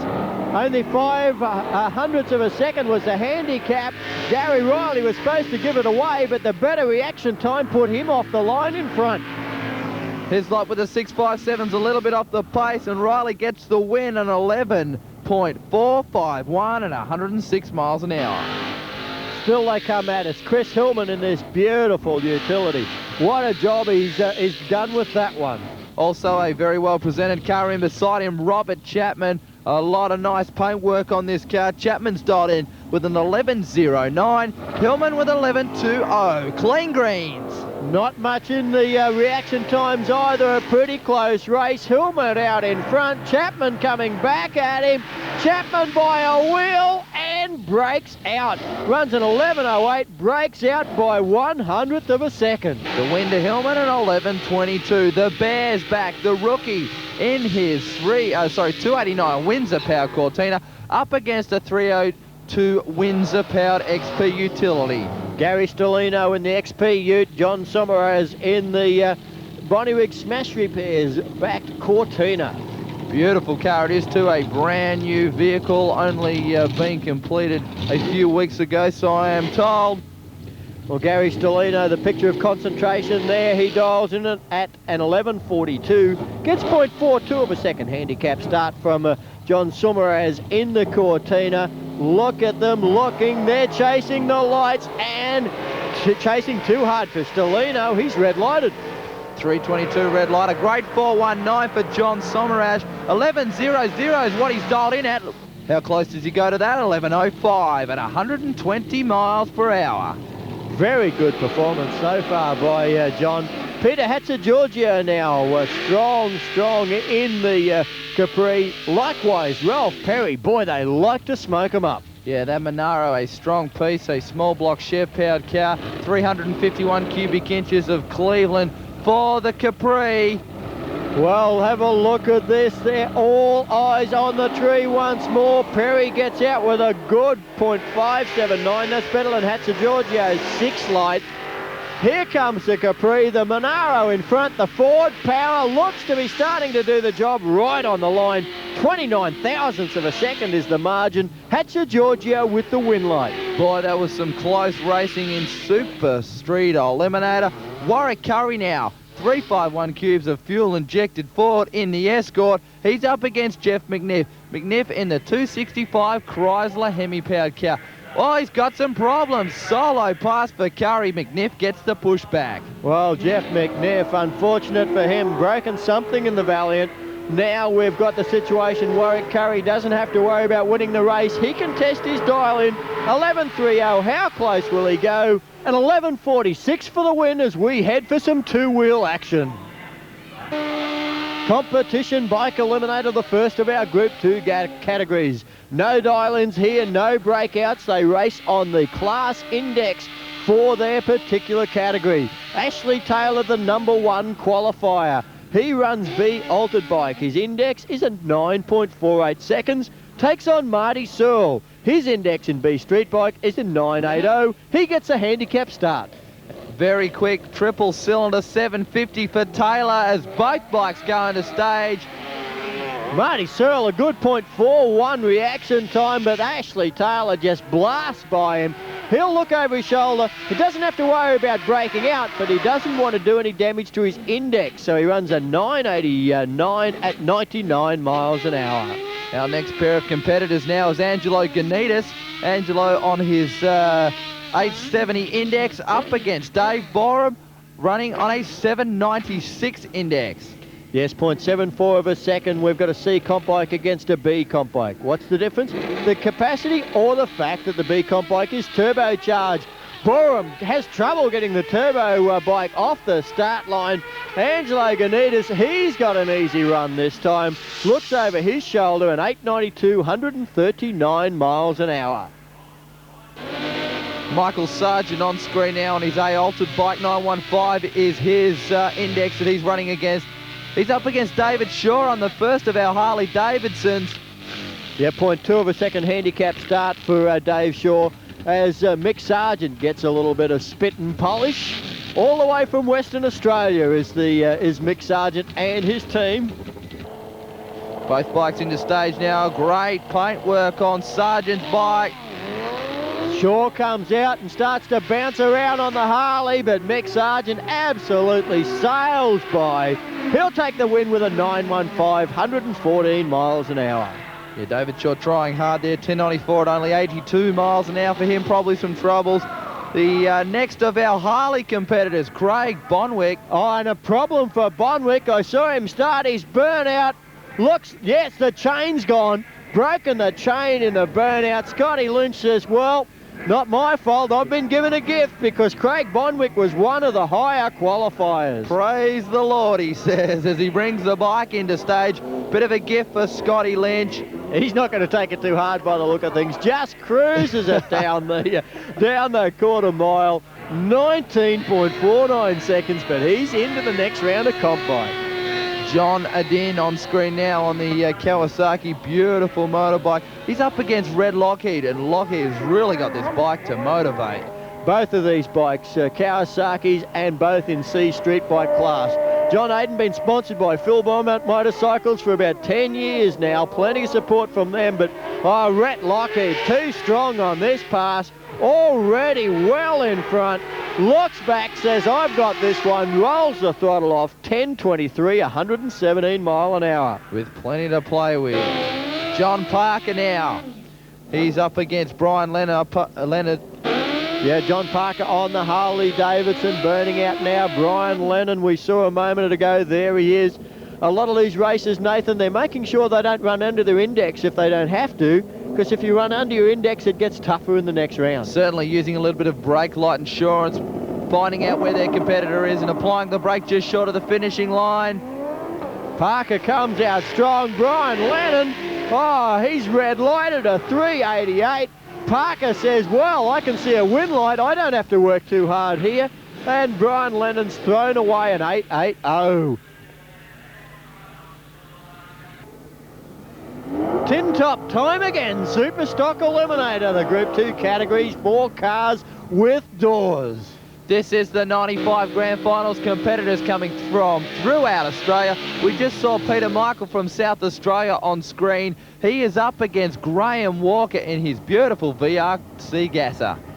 Peter Michael, number 2 qualifier for Superstock this weekend. The championship has come down to a battle between two. Peter Michael and Dave Tucker will be fighting it out. I would suggest they're the 2 leaders in the point score. Graham Walker could be a spoiler. This beautiful car. Absolutely fantastic presentation on the Commodore. Walker's got the horsepower, has got trouble getting the car up the start line. You can see it stumble, but really starts to work hard from about 150 foot out. He's not going to catch Michael though. Peter Michael on the brakes and coasts to a 10.27 at 113 mile an hour. However, he has still gone under his index just slightly. So it'll get a little bit tougher for Peter Michael in the next round. Well, Joe Colmone there with a big, strong burnout. Daniel Stanek, supercharged small block. Stanek driving the former Lucky Baleri VN Commodore. The Colmone car launching hard there. A real crowd favourite, this one. Can't understand that. Crowd really getting behind Joe Colmone. Look, shut off signal. Don't know what the problem is, but his crew's saying, no, shut it off. He's in the beams, he's staged, but he said, shut the car off. Oh, disappointing news for the team. They've made it so far, had the horsepower. Stanek gets out hard. This is going to be a good run for him. Should shut it off shortly, though. Ooh, you can see him just getting off the throttle and coasted through to an 8.49 at 123 mile an hour. Oh, look at the angle of the car, Rob. It's a flat tyre. Oh, that last launch, that dry launch, it must have torn the stem out or something like that. Well, Michael Davies now in the Berry Patch car from Queensland, supercharged, small block Chev running double B gas. Up against Sam Xenos in the big Chrysler, famous for its big wheels up launches. Well, he's running B modified sedan. Modified sedan cars are really restricted as far as Superstock's concerned. Single 4-barrel carburetor. Look at the wheel stand from it though. Leaves hard, big handicap. Michael Davey went up and down in the air but didn't go forward too quickly. Yeah, Xenos gets there quite substantially with a 10.49, 125 mile an hour. The Berry Patch did some tough chasing at 164 mile an hour, but wasn't quick enough. Rodney Elsey now with his B-modified sedan, Chevelle. These limited cars are, well, pretty popular here this weekend. Certainly are. He's up against Peter Thorpe driving the Wilkie car. Peter Thorpe running C gas. Well, this car in gas, if he wanted to, he can run fiberglass panels, he can run fuel injection or multiple carburetors. He can use engine setback, Peter Thorpe can, if he wanted to, in gas class. Modified sedan, got to be all steel panels, glass windows, the whole deal. And I think wheel stands must be compulsory. I think so. A red light, though, for Elsley. Leaves too soon by about 45 thousandths of a second. The win goes to Peter Thorpe with a 9.30, 150 miles an hour. Tommy Jackson now, the small block powered 240, loves his burnouts. Absolutely smokes the tyres off the 24-ounce Datsun. Gets the door open to get some smoke out and some air in. Have a look at that one. Lindsay Randall now, carbureted B gasser, but he likes to smoke them up as well. B gas up against double B gas. The double B gas index is a 790, time is capable of running that quick. Lindsay Randall's on an 8.80 B-Gas Index. Randall running for Marsden Mechanical, and of course Craig our performance up there in Queensland. Gets out with a good light, a .44. Jackson under a lot of pressure. I tell you what, he goes quick at the deep end, but I don't think he'll catch Randall. Randall the winner, an 8.96, 149 mile an hour. Jackson's 164, couldn't catch him. Robert Burke now for Eastern Creek Performance Centre on screen. We have Kim Petterwood not driving Kim's car. No, this is Woody Woodward's car. Woody with some problems. Look at that, Petterwood, a huge wheel stand.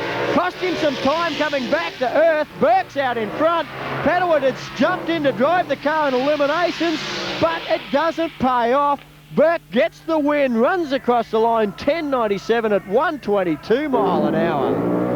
Brett Roberts now looks like a street car, but this is a supercharged small block. What a beast. Up against one of the championship contenders in Superstock, David Tucker. Yeah, Dave Tucker in the Pacific Performance Camaro. He is currently second in the championship points. Really will be in a tussle with Peter Michael, I would suggest. Well, Burke with this double B gas Tirana, unbelievably on treaded tyres, would you believe? Very, very tricky piece of Brett Roberts. Got a big chase on his hands. I don't think he's going to do it. Have a look at this. There's a big chase. Smoke, flash, bang! Burke's car, Roberts' car's gone. Look at that. Lost an engine, I'd suggest. Easy win to Tucker, but big troubles for Brett Roberts. He has blown an engine in a big way. Action aplenty in Superstock Eliminator. Plenty of action in Superstock, and now we move into Competition Eliminator. Dragsters, altereds, funny cars, all on the National Index system. First up, a pair of dragsters. We've got Ray Walker for New South Wales, and there, Graham Porter in the Ragged Edge car from Queensland. Walker, the 94 competition champion. Porter in there with a chance of being number one in competition this year. 780 up against an 810 index. Let's see how they go. Porter gets there first on a 788 at 169 miles an hour. Well, the dragsters are holding this way so far. Another dragster, the B dragster of George Brekler-Chev. His index is an 8.10. He's got a bye run. Chris Stepanovic hasn't been able to front for the first round of racing, got some problems. So now George has got the perfect opportunity to find out just how he's going in the car. Well, he's going pretty well on the lights. A 4:01 reaction time. I expect him to shut the car off early, though. Doesn't want to harm that index in any way. 8.50 is what he runs, 119 mile an hour. Backs off the throttle and coasts it through. Funny car time. The body comes down on Bob Shepherd's Gambler. Double B funny car. A supercharged iron block Chevrolet engine under that fiberglass skin. Shepherd will be taking on Chris Green with his C dragster. And this isn't going to be so easy for Shepherd. Green has really stepped up with his combination. Bob Shepherd loves the burnouts. Here's Chris Green now, 308 Holden powered C dragster. His index is an 8.50, getting 1.4 seconds handicap start from Bob Shepherd. Shepherd just getting backed up now, both cars into stage. Green gets away cleanly. Shepherd a little bit slow on the lights. He's going to have to push the car hard. He'll be pushing that index. Look at the funny car charge. 6.99 seconds, gets the win, but he's hurt that index. 194 miles an hour for Shepherd. He'll be handicapped on a tougher index in the next round. Charles Van Issel now, number one qualifier. The A dragster has been running stunningly. The 7.5 seconds out of this car. The index is 780. It's easy to see why he is number one. He's got a solo in the first round. Oh, the car gets out very hard indeed. Has almost been untouchable throughout qualifying. Shuts the car off early and coasts it through on an 8.39. Well, he's not taking any chances. If you run quicker than your index in one round of racing, the index is lowered for the next. More dragster action in Competition Eliminator now. Rod Rainford with a C dragster for Motivator Racing Engines from Victoria, and Sydney's own Rick Layla. Yeah, Layla running on an A dragster index of 7.80 seconds. 0.7 of a second handicap start he'll be giving away. Rainford looking for a first round win here, and he won't get it. Red Lights leaves too soon. 0.326 Red Light. He shuts it off in disgust, and Rick Layla cruises it through for an 8:20 victory. Yes, an 820, 163 mile an hour. Quite a substantial speed from the A dragster. Supercharged action now. Well, here they come at us. Peter Whelan in the altered. Debbie Reid from Queensland in the small block Chevrolet powered dragster, qualified number 2 in the 6-second zone. What a wild piece this altered is of Peter Whelan's. He's running on a 679 double B altered index. That's going to be a huge ask from the man. Well, yes, he's giving away a 0.41 of a second handicap start to Debbie Reid, and Debbie's already run in the 6s during qualifying.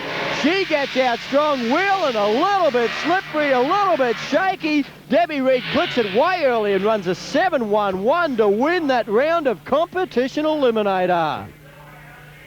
Obviously, under these sorts of weather conditions, it's impossible to run drag racing. We could sit here for a long time, but sooner or later we have to make a call on the condition of the track and the effect that it has on the competition and also the spectators. So at this point in time, we've had to postpone the racing. Sun has finally broken out here on Sunday, and the crowds come back to Eastern Creek. Blue skies, they've been a foreign object around Sydney for some time, and this crowd waiting to see some action. First out will be the top fuelers. Right now, though, Andrew Voss down in the area. Who's he talking to? Rochelle Splatt. Well, Rochelle, drag racing to you, what does it mean? Means going quick and going fast and beating everybody. Well, what do you do next after you've gone 300 miles per hour? What can you do after that? Well, I've only done 300 mile an hour in America. So one of our goals is to be the first to do 300 mile an hour in Australia. That would be the ultimate thing, I think, to do. But is there a time for you? I mean, people get bored with their jobs. Do you get bored with what you do? No, you couldn't get bored with doing this. Actually, you get a little, it's too far in between races. I love being at the racetrack and doing all this stuff, so I get a little bit bored with work, normal work. Well, tell us about the very first time you're at the start. You're just about the stage. You remember what you were thinking or what you were feeling? The very first time that I raced one of these cars, I remember how nervous I was. I was so nervous. I just can't explain how nervous I was. It was pretty unbelievable. I thought my heart was just going to beat out my chest. But it was something that I really wanted to do. I was determined that I was going to make it and get my license and compete, and that's why I kept doing it. And now it's still the same buzz every time that you're just about the stage? Now I can enjoy it. Haven't got those nerves where it's making me scared. You know, I get butterflies and I get a little bit nervous, but I enjoy what I do as well. Ice water runs in her veins now. Look at that. That's Wonderland just across the road there. What about some of the rides here, Rob? Well, this is a place for excitement all around the area. Eastern Creek, a wonderful complex for the people of Sydney and, of course, the state of New South Wales. Out they come. Round one, top fuel. Robin Kirby takes on Steve Reid. Well, we've seen Steve Reid take out the shootout. Can he keep the march going this weekend? Robin Kirby's the giant killer.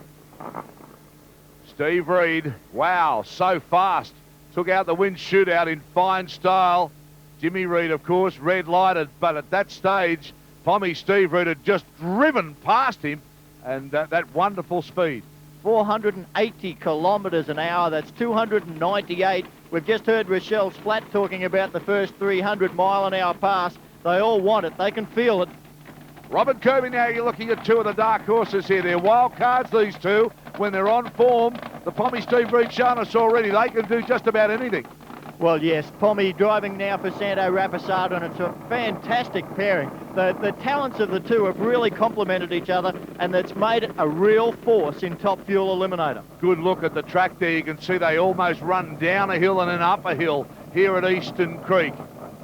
The concrete start line will hold the horsepower. Way they go, Steve Reid, oh, he's dead set, just flying this weekend. Part of the Air Force, he is. Out of the blocks and just down the run there. No way was Robin Kirby going to get close. Well, he's just staying so consistent. 5.03 again, and he shut it off a lot earlier this time. No chance of a 300-mile-an-hour run there, but what he wants is the win. He wants to win this event. Oh, I tell you what, how quick has he been to get away? And once he's got away, he just keeps driving the thing. Look, it's still on fire out of the pipes, but he's done the smart thing. Shut it down and keep it fresh. That's what it's about. Keep it safe for the next round because they come up pretty quick.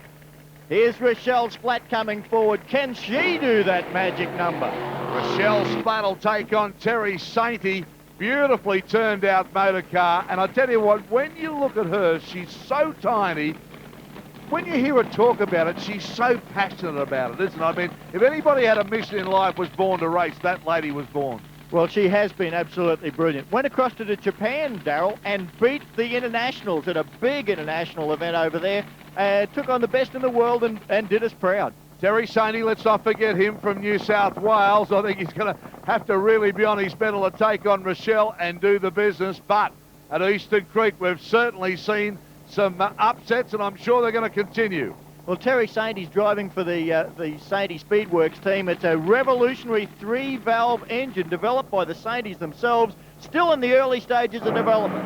Away they go, Rochelle Splatt. Oh, look at Rochelle. Away she goes, and she's won it at a canter. Shoots her out. Everybody's okay, waiting for the speed. There it is, 4:39.02.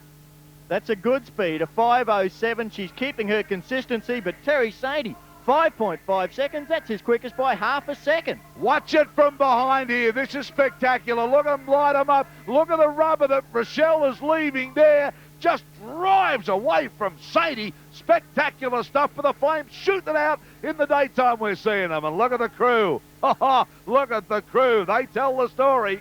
Yeah, Rochelle's father there, a happy man. As we move along, this top fuel action comes at us quick. This is a guy we haven't seen for a while, Bob Sherry, at the wheel of the NEC car. The team hails from South Australia, and believe me, they are up against the man that is fighting for his championship. We'll see him in a minute. He wants to win his 15th title. Haven't seen too much of Bob Sherry, the South Australian. I've seen a lot from this man now as he smokes them up and the crowd get behind him. Hasn't been a good weekend so far for Jimmy Reed. He's won it so many times. I'm just wondering if they know how to spell anyone else's name on the trophy. Well, that's what it comes down to, but he's under immense pressure. He is leading the series, but Graham Cowan is right behind him. Cowan's the #1 qualifier here this weekend. Got a bye run in the first round, so he's already got his points. Reed has to win to really keep his lead alive. What do we know about Bob Sherry of recent times? Because I've got to be honest, I haven't seen him race. He ran very well down in Adelaide earlier in the year, came up to Eastern Creek in May, unfortunately had a bad clutch failure, did a lot of damage to the car. This is their first time back. The car is on a mission because they want to get down into those competitive low 5-second times. I tell you what, if tuning comes out of the pipes the way it sounds, this thing is ready to race. Away they go. Reed gets them there. Oh no, Reed's got it up. Look, he smoked it out. He's gone. Jimmy Reed's gone. The championship is gone. Sherry's taken him. Cherry's taken him. And Jimmy Reed had all sorts of problems. The South Australian got the cash. What's the start, Bobby? Reed came out like a bullet, then overpowered. Too much horsepower. It's over for him there. Sherry will take the win. Sherry races Graham Cowan in the next round. If Sherry beats Cowan, Reed's still the champion. Side-by-side racing in the top fuelers, and it's the same story in the pits too. It's side-by-side, the teams rushing basically against the clock, the same as they are out on the track, trying to get things ready for the semi-finals. From the Winfield racing team, Jim Reed. The car we've got behind us, the NEC top fueler of Bob Sherry, it's the one that's knocked you out of business, although you had a few problems in your run. Oh, well, it's just one of the hazards of racing in weather conditions like this. We smoked the tyres. All to Bob's credit, he didn't. He got down to the end first. He got the money. Well, take us through the rebuild, because it is basically frantic activity from the moment they complete the run to when they get back here and they go out on the track again, particularly when we're pushed for time like today. That's right. You know, we're expecting the weather to roll back in this afternoon. These guys, she's a full tear down after each pass. You pull the heads off, pistons out, you check the main bearings, and you go from there. Put it back together, and then you've got to start the thing up, warm it up, make sure there's no oil leaks, get it back out there. You've got 1 3/4 hours. This is where the mechanics really come into play. I guess they feel the pressure more so the driver when he's at the start line. Yeah, well, especially when you get little problems. It's okay when everything's going the way that you expect it to go. These guys here, they've had some problems, found some crook coils. They've had to come borrow some coils from us. We've lent them the coils off our car. We're hoping like hell they beat the guys next door, because if they do, I keep the championship. Well, you heard it there from the horse's mouth. Jim Reed will be hoping that Bob Sherry and his NEC team can beat this man, Graham Cowan. Cowan was the #1 qualifier with a 4.923 second pass. Unbelievable performance. He's got the first round bye, and he's going to use it to his advantage, I would suggest, trying to just get a handle on this very, very tricky racetrack. We've had rain, we've had humidity, now we've got heat. All the teams have been struggling. Graham Cowan in the Shell rocket ship. First round, top fuel, top qualifiers by. Leaves the line, smokes it up. Same problem as Reed. Too much horsepower for the conditions. He'll get away with it though. He's on a bye run. He moves into the second round of racing to face up to that man from South Australia, Bob Sherry and the NEC Top Fuel team. Well, there you go. There it is from the horse's mouth. He's back at the South Australian. Well, Top Alcohol now. These are the methanol-burning cousins of the Top Fuel cars. We'll see dragsters and funny cars. They mix it in together, and they always provide that close racing. Round 1 in the Top Gun car is John Noonan from Queensland up against a fellow banana bender, Mark Brew. Yeah, 2 Queenslanders here, Mark Brew, John Noonan from Queensland. That's Brew there in the white colour car, and of course Noonan in that distinctive yellow car, the Top Gun car. Yes, Mark Brew driving for Pro Force Motorsport in Pommy Reed's alcohol car actually, and of course John Noonan, what an ambassador for Top Gun. Here we go, waiting for a start. Noonan takes on Brew, the 2 Queenslanders, Top Alcohol. Away they go, good start from both cars. Oh, listen to the drive of Noonan there. He had a bit of wheel spin, he just drove through it. Incredible stuff, 6:06. Good time for John Noonan. He's leading the way so far this weekend. The Top Gun car looking good. Mark Brew, I think he broke a trans. It really revved hard. Oh, yeah, you could hear it there. There's Steve Harker now from Queensland against Stan Tyndall from New South Wales. Now an unusual pair up here, of course. Same thing, Top Alcohol, just 2 different looking cars. That's what it comes down to, the funny car, a fiberglass body draped over a short wheelbase front engine car. These run about 540 cubic inches of engine size. The dragsters normally around 430, and it all levels up in the performance stakes. Well, he's been consistent right throughout the year without quite just getting the prize. Well, he's right up there, and I think this weekend his qualifying position has moved him into 4th in the Winfield Pro Series. He'd like to go a little bit further, and well, it's only his 2nd season in Top Alcohol, so not too bad for Stan. He's doing okay. Stanley Tyndall from New South Wales takes on yet another Queenslander. Wow, I tell you what, drag racing from Queensland, they certainly send a lot of representation down to New South Wales for this big meeting. Yeah, the Queenslanders are trying to win the Pro Cup from Andra for, I think, the 5th year in a row for the top professional state. Heading that way, I would think the way they're going, they're getting plenty of cash. Always ready for a match-up now. Away we go. It's Harker and Tyndall. Harker and Tyndall. Oh, there's not much in it. That's been the best race we've seen this morning. Oh, what a ripper. Harker just gets it, but look at the time there. No shoot for Harker. No shoot into the gravel. Takes on the net. Yes. The net's done the job, but boy, a scary moment there for Steve Harker. We can see him moving in the car. He's okay. He's okay. That gravel pulled him nuts, what it had to do. Remember, that's the area we had a big prang, and the car ended up right up over the hill just a year ago, but he's okay. He's up and sitting now. Let's have a look at this again. Harker gets the cash with a big run, but watch this. The chute just doesn't come out, and Rob, this is the moment that all drag racers fear the most. Now, there it is. He's hurtling along at an unbelievable speed. He's got no control. He tries to get the sand trap. He does that, and it did what it had to do. 366 kilometres an hour to 0.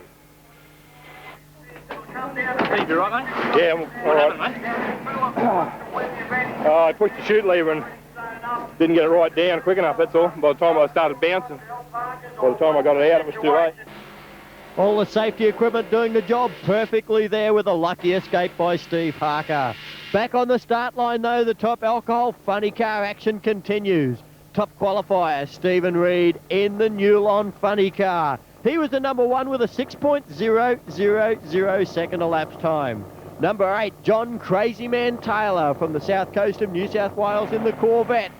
The interstage, out they come. Taylor in front momentarily. Then Reed just powers his way down the Eastern Creek quarter mile. 6.019, 373.87 kilometres an hour.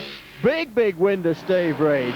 Burning out across the line already, Jeff Burnett, and of course, Gary Phillips. Gary Phillips has already won the Australian Top Alcohol Championship for 1995. He's got enough points to be in an unbeatable position. Jeff Burnett, well, he's the number 2 at the moment and would like to make sure that nobody can catch him from behind in the championship points. They're all after that Winfield Pro Series money, that's for sure. Phillips now just bumping in the Travel Air Tours. Rocket Industries, Aussie Bananas dragster, powers away from the start, close to the center line, back into the middle of his lane now, and a good win, 610, 358.32 kilometres an hour. Reaction time, really what the sport's all about. That's exactly what it's about, and in no class more so than Pro Stock Eliminator. These well, drag racing's touring cars. They're V8 carbureted engines and run similar sort of speeds to what the tourers would do down Bathurst. Yeah, they are spectacular as they smoke them up and do their burnouts here. Bruce Leake from New South Wales take on Peter Ridgway, the Victorian now. And we're talking about speeds well in excess of 250 kilometres an hour.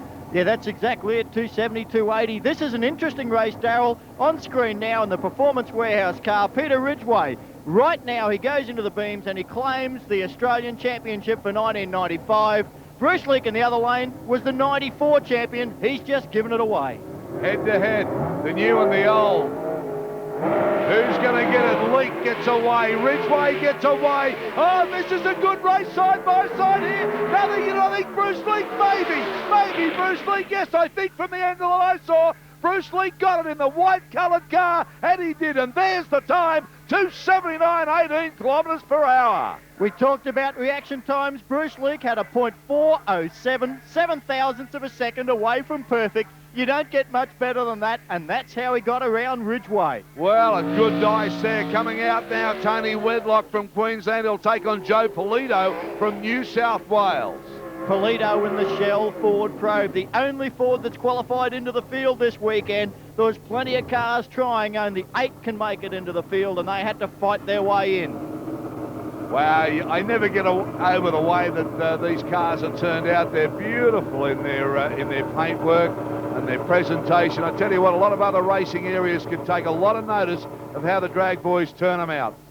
Well, the staging is so fine. Wedlock's in. Polito's starting to come forward now. They're looking for those lights. Here we go. Keep your eye on the Christmas tree, as Andrew Voss explained it. There we go. Red light. Red light for Polito. He's going to win this, but he's got a red light. Back comes Wedlock. Wedlock drives at him. Joe Polito's won it, but he red lighted.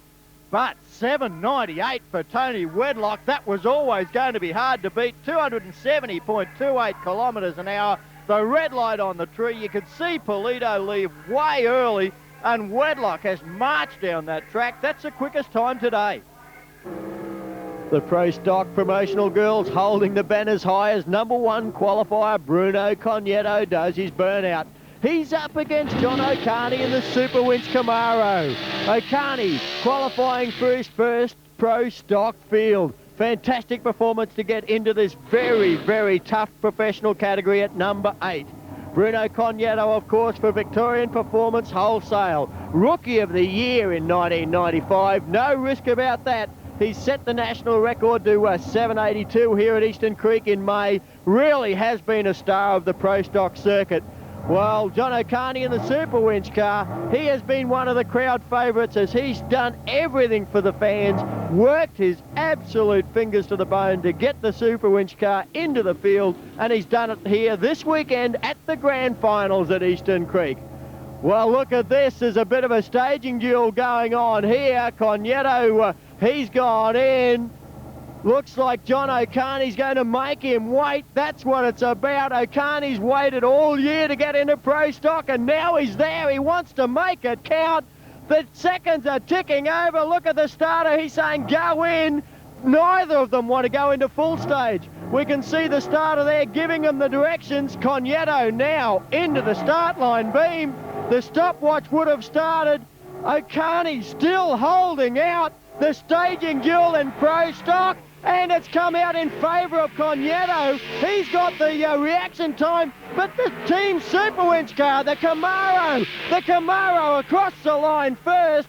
An 8:21 beats an 8:23. Absolutely brilliant race, side by side in pro stock. John O'Carney gets his first ever win in the Team Super Winch Camaro. Incredible racing here in Pro Stock Eliminator. Now it's the South Australian connection. Jerry Parenti, beautiful Chevrolet Beretta there of Rob Quattrocchi, the Valvoline car. Both these drivers from Adelaide in South Australia. Quattrocchi, he is in contention to get up to number 2. He can't win the championship. His best possible result would be second in the Winfield Pro Series for 1995. Jerry Parenti with this beautiful Oldsmobile Cutlass. New player on the block. Parenti a little bit late on the lights, very late. Rob Quattrocchi drives away in the Valvoline car. He'll stop the clocks with an 8:02, 275.35 kilometres an hour. He faces Tony Wedlock in the next round of Pro Stock Eliminator. Well, you run what you brung, and you hope you brung enough in Top Fuel Motorcycle, and that's what it's about now as we move into round 1. Gavin Spann, the man we just heard from there, sitting astride this monstrous thing, and let me tell you, doesn't it go? Brett Stevens, he brings out the Harley now. Is the Harley good enough? Well, running for Jack Daniels, and Brett Stevens has been doing plenty of racing all across Australia with the Harley. Just absolutely loves the 2-cylinder bikes. Stevens and Spann. It's not often lately that we've seen these things run in the daytime hours, and I tell you what, they're awesome at night, but you really get a perspective of speed at the daytime, don't you? Well, the Harley against the Jap bike, and of course that's always an area of contention. The Harley guys don't like the idea of having a Japanese bike out in front. I know where my heart is, I can tell you. Gavin Spann, he'll be trying to do his best. As he said, the bike has been running faster than ever before. Brett Stevens, he's in line for the quickest Harley in Australia award. There's only a couple of hundredths of a second in it. 2 Queenslanders lining up, and let me tell you, these things do not hang about. Here we go, sitting astride of, oh, the Harley in the air as it comes off the line, but look at Spann. Spann comes back, the Harley's still in front of him. I don't know, I think Spann maybe, yes. Oh, what about that for a matchup? And look at the times, look at the speeds. There was only 0.03 of a second across the finish line. 7:52 for Spann, a 7:55 for Brett Stevens. You don't get bike racing any closer than that in the world. Unbelievable as Spann put it out on the dirt and the grass to pull it up, and watch the Harley. Look at it get up on the air, and have a look how he's got to try and fight it back. Now Spann got his money there, but I tell you what, he's all over the side of the Harley, and he come fighting back. And Spann, look at it on the line. Edge, 13,000ths of a second. Great stuff. Oh, loving this. Phil Howard from South Australia will take on Kerry Ellis from Queensland. Kerry Ellis is on another one of these nitrous oxide assisted bikes. It's a Kawasaki. Phil Howard, of course, well based on a Kawasaki, but a hand-built Puma engine, and this is one of the championship contenders. Look at them line them up here. Don't the public come alive when the 2 wheel boys come out to play. Oh, boy. I tell you what, sitting on one of these things, you'd want a ticker like Farlap, I reckon. Well, too much for me. These guys are the heroes of drag racing for my money. Phil Howard, he has run over 200 mile an hour, won the Nationals, fell off and said, no big deal. Well, that's something else. Okay, Howard and Ellis. Kerry Ellis already in the beams. We can still see Howard moving in the background. Well, there's the 2 whites on there. Ellis is staged. Boy, Bluey Howard's taken forever. He's really taken a risk here. He's got 20 seconds to get in or he's in trouble. That's the rules. And red light.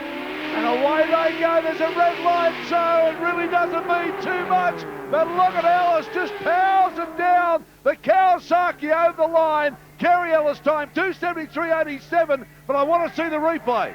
Well, Ellis is the winner, but I don't think that Bluey Howard got his bike into the start line in time.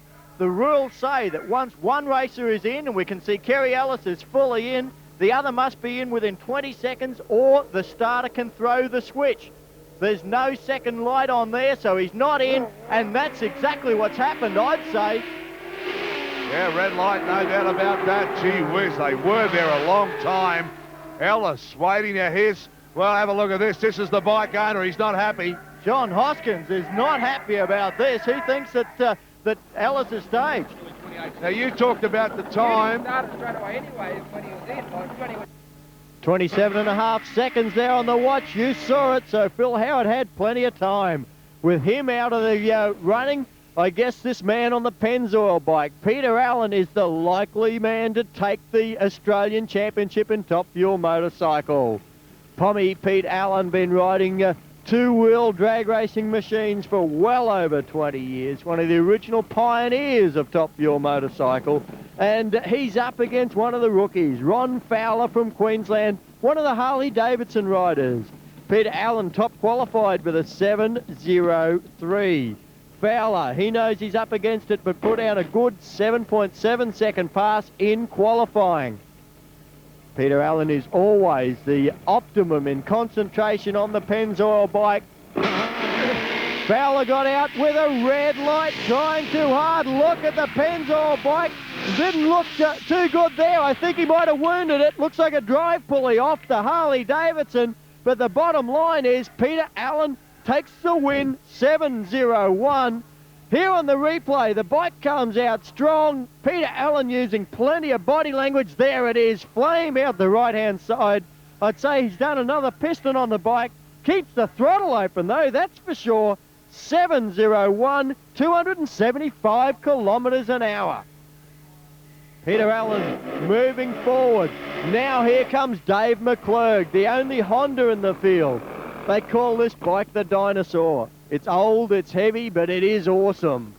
Jeff Smith in beside him on the Harley-Davidson. Getting pushed back now is Dave McClurg. Very, very large motorcycle, the old style Top Fuel bike. Fuel injected, supercharged on high doses of nitromethane. Oh, problem for Smith. He's off the bike. He knows his grand finals is over. Now Dave McClurg has got a free run. He can take it easy or he can run the bike all the way down the Eastern Creek quarter mile. Listen to that distinctive exhaust note of the Honda. Cracks the throttle open, really leaning off the bike. You can see the wheel stand, it's moving around a lot. 7.60, 281 kilometres an hour. Great run there from Dave McClurg. From bikes to top door slammers, Peter Gratz from Queensland comes out in this car that I just love. This thing is a beautiful, beautiful motor car. Alf Sorbello from New South Wales, he'll take him on, but look at Peter Gratz's machine. He hasn't been around that long, but I tell you what, he's turned a few heads. Certainly has that. What a head turn of this one, the BMW of Alfie Sorbello. The door slammers know how to turn it on. Do they what? I've never seen a BMW look as good as that, I'll tell you. It's got wings and things. Gratzy getting the guide back treatment that he's becoming famous for, Darryl. Yeah, understand that. And really started on a shoestring budget, but he's come a long way from there. And Alf Sorbello, well, we haven't seen the BMW around too much this year. This is its first full competition event. Beautiful car. The Sydney sider came back after a bad crash about 12 months ago, and what a way to come back. So Gratz in the big red and yellow fella is going to take on Alf Sorbello from New South Wales in this extraordinary BMW. Peter Gratz is the #1 qualifier in Top Door Slammer. Wants to go one better in the Winter Nationals, where he was runner-up. Okay, coming to the line now, don't they sound something, these things? Wow. And when they light them up and get going, let me tell you, anything over 300 Ks, that's possible here. Okay, Gratz and Sorbello. BMW takes on the Chevy. Cars carefully coming in. Set. Here we go. Gratz gets away. The Chevy gets away. Oh, no contest. Peter Gratz just said, catch me if you can. And Al Sorbello, no chance. Look at the speed there. 3:32.86. And 6.9 seconds. Peter Gratz looking strong. He looks like he wants to go on with it this weekend. Has had plenty of qualifying time like everybody. Sunday's fine. The racing's great. Top door slammer eliminator really brings the crowd alive. Big smoky burnouts, that's what they like. Adam Nichols there in the Falcon. Now Edwin Archbold in the Mustang. Very, very different configuration of cars. You have a look at Adam Nichols and you'd think without the supercharger poking through the bonnet, you'd expect to see it in a car park round the street. Edwin Archibald, high wing, the dragway Mustang. Very stout car, Nichols out in front. All of a sudden, the Mustang takes over big time. Edwin Archibald, 688, 321.86 kilometres an hour. His maiden win in this new Mustang. Great, great pass for Edwin. The dragway car doing everything perfect. Big Al Fountain now, one of the most popular men in Top Door Slammer, that's for sure. Gets the door open on the hot cargo utility to get some of that tyre smoke out. Lucky Baleri, the Commodore. He's got the support of all the Holden fans, but as I say, Al Fountain has done plenty in the Wild Bunch Racing and now in Top Door Slammer. Very popular man here at Eastern Creek Raceway.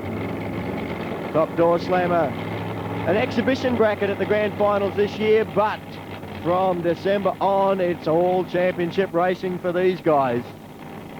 Baleri, he qualified down the field a little bit, 4 and 5 with this pair. Al Fountain will be taking the battle right up to Lucky Baleri, there's no doubt about that. You'll hear the revs build as they bump in. Baleri with a problem, the Commodore goes nowhere.